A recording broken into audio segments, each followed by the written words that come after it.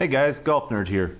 So, as you might know from watching any of my videos, I'm a sucker for things that offer value in the golfing game.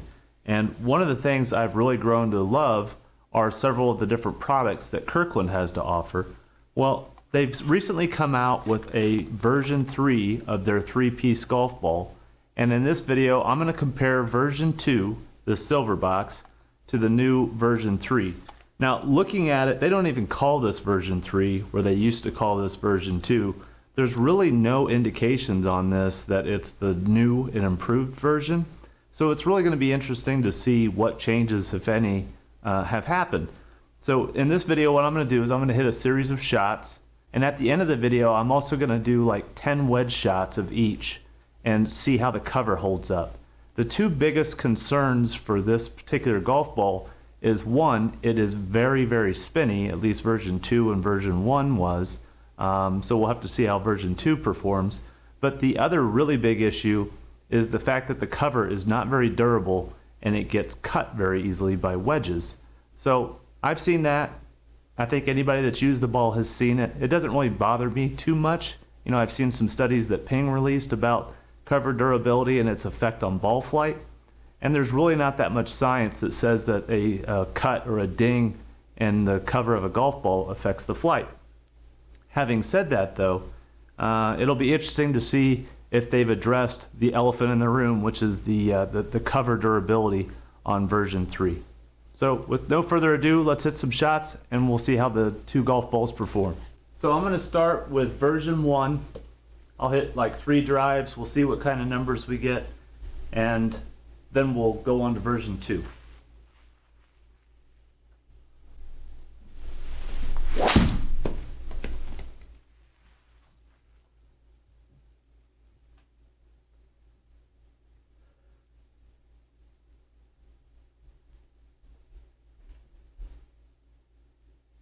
So that first drive had a backspin of 2,800.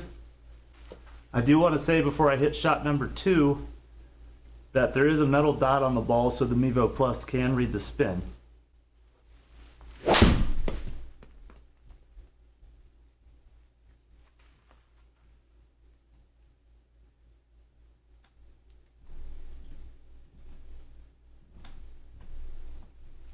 That second shot had 1,900 of spin, and again, this is going to come down to strike, a lot of this variation when we're talking about driver numbers. But I know people want to see how it hits with a driver.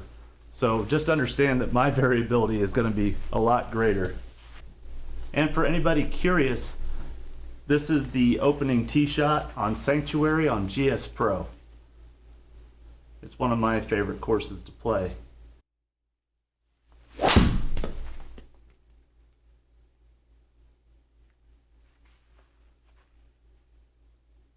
So backspin there was 1,400, but that's because I had the face closed and swung really high up on the ball. So let's call it an average of like 2,100 for the 3 shots. When it comes to differences, the only thing I can see different on version 3 of the golf ball is on the alignment line. There's just slightly different graphics, but otherwise the balls look identical.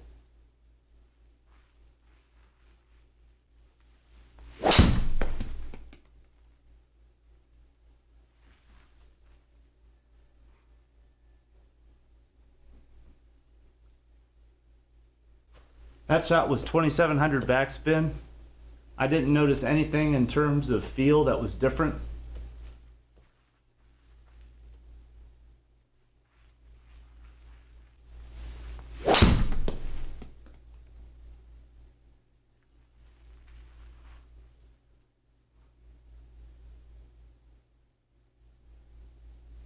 That shot's 2,500 backspin. Again, I don't really feel anything different. It might sound just a touch different, maybe.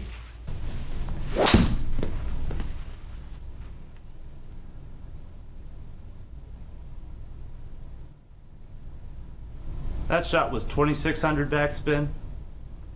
So, no issues with me. They seem very, very equivalent. No differences for me at this point. Before I hit these 8 irons into this green, I just want to point out that I hadn't warmed up at all before I started hitting the driver. So got away with some shots, but that first set of 3 shots had a lot of variability to it, and I'm sure that's part of the reason why. Okay, so we got 8 iron, 147, but it's down 14 yards. For me, that's about the right club at that point.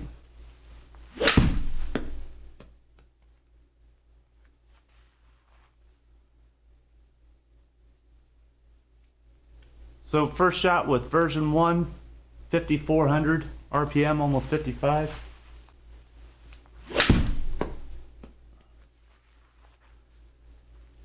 Bit of a pull, 5,700 RPM.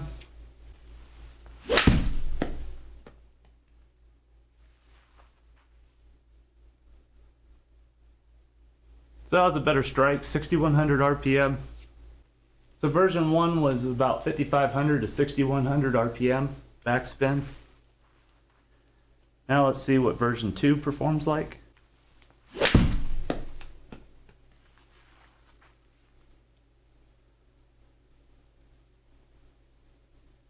That first one was 5,300, so the lowest of the 3 first shots anyway.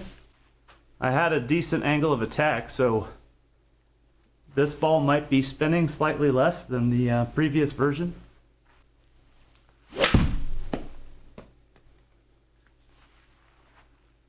That was not a great strike, as you can see, because it came up short. But the spin really dropped, 4,700. That might just be a function of the poor strike.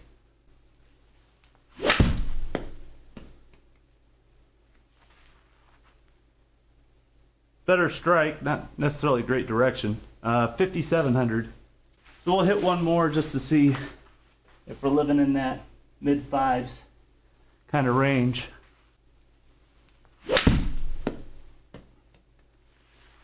Push that one a bit. Spin just under 6,000. So it looks like for the most part the ball's performing about the same as version 2. So basically spinning about the same. Now let's see what it does with a wedge. So now I've got a 60-yard shot pulled up, and I'm using a 60-degree wedge. I would expect the spin to be around 8,500. That would be typically what I would see.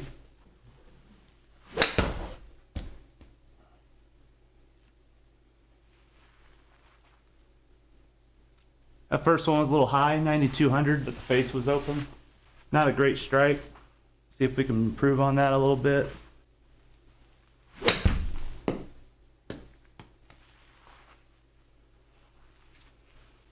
That was 8,700.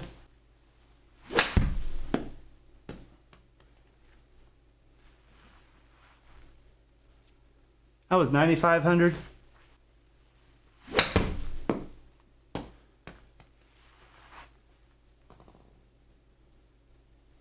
$8,700.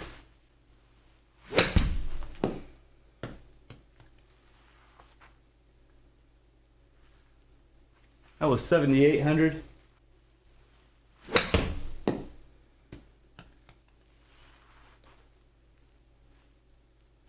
$8,800.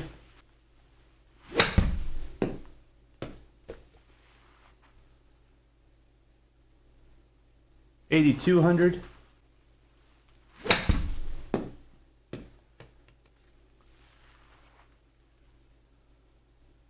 That was 8,000.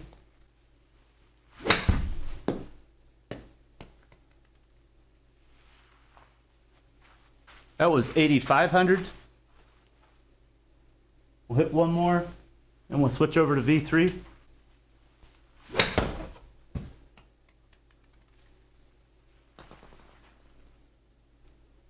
That was 8,900. So after hitting that set of shots, those wedges, this version 2 of the Kirkland ball, there's already a spot right here that's pretty heavily cut. Definitely feel it just by rubbing your thumb back and forth over it. So that's the main issue with this golf ball. The cover cuts easily. Again, I don't think that affects performance a lot, but I can appreciate why people don't want to play a ball that's cut. So that's what we would expect to see, and that's what we saw. So now let's try version 3.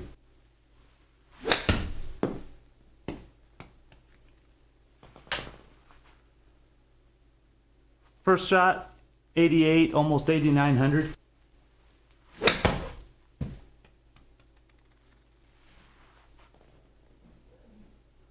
$8,500.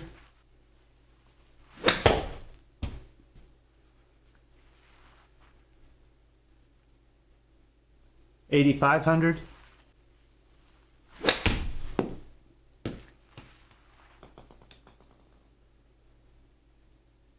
$9,000.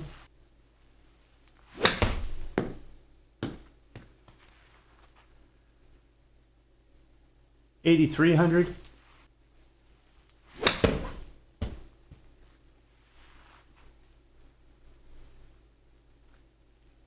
$8,600.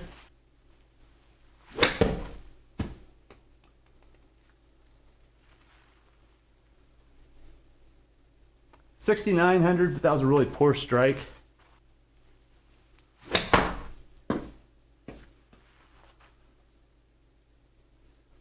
$8,000.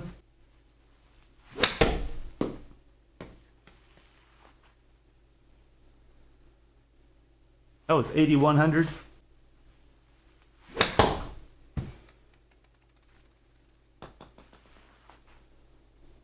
$8,600.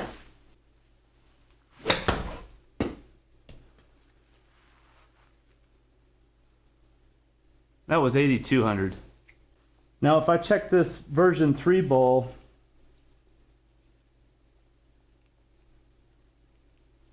I don't feel any scuffs, any cuts.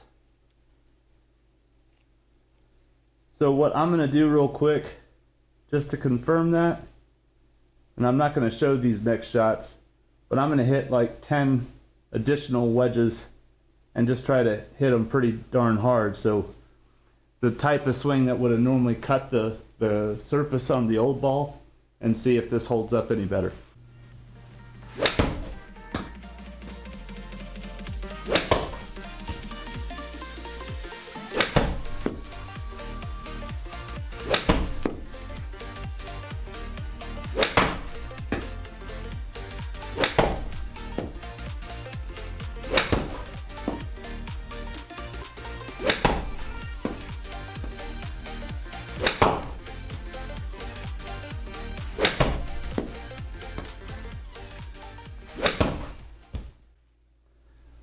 Okay guys, that's it. So I hit 10 wedge shots with the version 2. I hit the same 10 wedge shots with version 3, the new ball. And then I hit 10 additional lob wedges where I tried to hit it as hard as I could to see how the cover durability would hold up. And I have to say, I'm really impressed. It looks like Costco has addressed the main issue that made this ball kind of a no-go for a lot of folks. I have one very small cut on the ball that's so small I have a tough time finding it as I'm sitting here talking into the camera. What I will say is the way the Mevo works, when you put a metal dot on the ball, the dot is supposed to be on the opposite side of where the Mevo's reading. So you're basically hitting the same spot on the ball all the time. And the graphics did wear off a little bit, but other than that really small cut right here, there's just one little cut on one of the edges of the dimple. Other than that, the ball really held up well, where this one, after 10, just soft wedges basically, was already showing several different cuts on the cover. So it looks like they've addressed the main issue. So the price has gone up a little bit.